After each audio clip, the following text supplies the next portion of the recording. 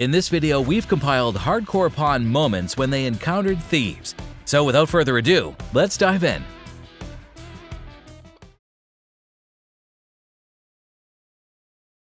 Number 1. Lost ring. Get my ring out. You lost this ring to pawn?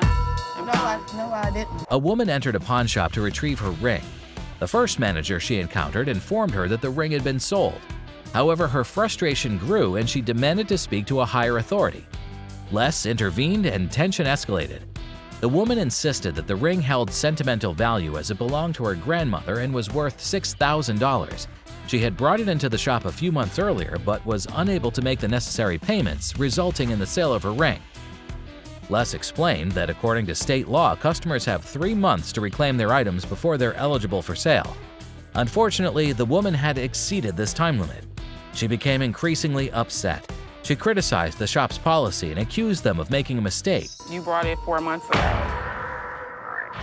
It's gone, ma'am. Give me my motherfucking ring and let me see a manager in this bitch. Les sympathized with her situation but reiterated that they needed to sell the ring to recover the money loaned to her. Frustrated, the woman argued that she deserved her grandmother's ring back. However, Les maintained that there was nothing he could do, and the security guard intervened, escorting her out of the shop. Disappointed and angry, the woman expressed her dissatisfaction with the outcome. She believed that the shop should take responsibility for its actions and acknowledged her mistake in not making the required payments. Despite her protests, the shop stood by its policy and the decision to sell her ring. You better be lucky I can't beat your motherfucking ass. Get that your let me motherfucking go. Y'all bitches in this mother. Number 2.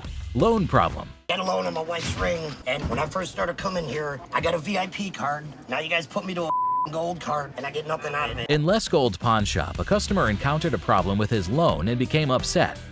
The issue arose when he switched from a VIP card to a gold card for his loan. The customer believed that the gold card offered no benefits while the VIP card did. Seth tried to explain to the customer that both cards were the same and that the gold card had promotions to help save money.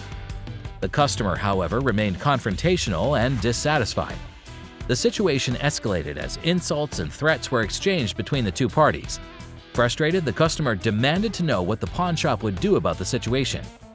Seth responded by stating that the customer could pick up his ring when he had the necessary amount of money. The customer felt unheard and accused Seth of not listening to him. What are you guys gonna do about it? I'm gonna allow you to pick up your ring when you have the right amount of money. You're not listening to me. You think this is funny? I think that there's something wrong when you start hitting your head against the side of the window. The heated exchange continued, with the customer questioning the seriousness of the situation and suggesting that the pawn shop employees were not mentally competent. Despite Seth's efforts to resolve the issue, he ultimately refused to take any further action. This led to the customer leaving the store in a state of dissatisfaction. What do you think you're gonna do? Whatever I have to. You need to get out of my face, bro. Okay, I'm sorry. Let me scoot back. I Don't see you, even my think man. about it. My man, have a good day, my man. Hell no. This Number 3. Art dealers. I'm gonna call in some world-class appraisers. If they're real, I'm buying them. I apologize for interrupting, but there's a guy on the phone. He's the guy who owns the artwork, and he's really pissed. In this episode, Les found himself entangled in a high-stakes art deal with Anthony and Dina. The trio was negotiating over some valuable artwork, and Les proposed involving world-class appraisers to authenticate the pieces before finalizing the purchase. However, their conversation was abruptly interrupted by a phone call from Mr. Gold, who claimed ownership of the artwork and expressed his anger. Who owns the paintings? I do. Because according to them, they did. No, I do. Todd Hutchins introduced himself as the true owner of the paintings, challenging Les's earlier assertions. Skepticism arose within Les, prompting him to suggest flying Todd in for an in-person verification of his claims. To Les's surprise, he discovered that Dina had withheld the fact that she knew Todd and that they had a shared history, further complicating matters. Despite conflicting ownership claims, Les had already struck a deal for $425,000. However, the numbers quoted by Todd differed from what Les had been informed by Dina and Tony, adding to the confusion surrounding the situation. You know Dina from past dealings? Never. Told me you knew her dad and that you and her dad grew up together and you were buddies. I've already made a deal, $425,000. And tell you the number that you just quoted me is a different number than what they've quoted. While Les still agreed to give them a 10% share of the sale, he felt deceived and stressed the importance of determining the true value and authenticity of the artwork. This incident shed light on the potential risks inherent in dealing with art dealers, emphasizing the need for thorough due diligence to protect oneself from fraudulent transactions. Les acknowledged the necessity of finding the most reputable appraiser in Michigan to validate the legitimacy of the paintings. I said, I'll give you guys 10% of whatever the sale is, and he has lied to me. If there is any value to it that we can make a profit, I'm interested in it no matter what it is. Number 4. Missing laptop and video games. What the is this? A laptop and 2 video games are missing. Les Gold noticed that the laptop room had been broken into, and a laptop along with 2 video games were missing. He discovered the open door of the designated locked room where the laptops were stored, and there was a screwdriver lying next to it. Les suspected Justin, as he had caught him previously attempting to take a laptop from the same room. The laptop room contained valuable merchandise worth thousands of dollars, and it was only accessible to the manager. Les decided to confront Justin and gathered all the warehouse employees and managers in the back to address the situation. Are you the manager back here? Did we give you that right? No. What gave you the right to break into a locked room? Did he give you the permission to go into my room that's locked? No. Les questioned Justin about the open door and asked if he had permission to enter the room. Justin admitted that he did not have the keys and couldn't find them up front, so he took it upon himself to retrieve the laptop without proper authorization. Les expressed his disappointment in Justin's actions and reminded him that breaking into a locked room without permission was unacceptable. You took a screwdriver, jimmied open that lock, and walked in. Did you steal anything? No, I would never steal anything. It's just to do my job. Les emphasized that Justin's actions had breached trust, and that was grounds for termination. Les acknowledged that he wasn't sure if Justin had stolen anything, but the lack of trust was enough reason to let him go. Les believed that in their business, it was crucial to have trustworthy employees, and once that trust was lost, there was no place for them in the company.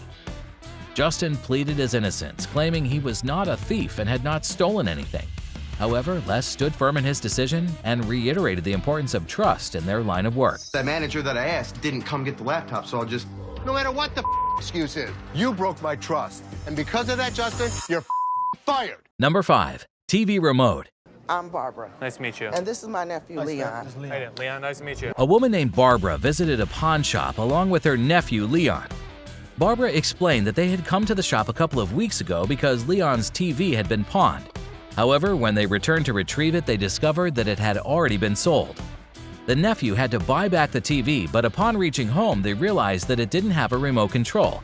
This led them to visit the pawn shop again in search of a remote. My nephew had pawned his TV in, and when he came back to get it, it was already being sold. Right. So he had to rebuy the TV, but he got home and he realized that it wasn't a remote. Seth asked if they had the original packaging or any information about the TV.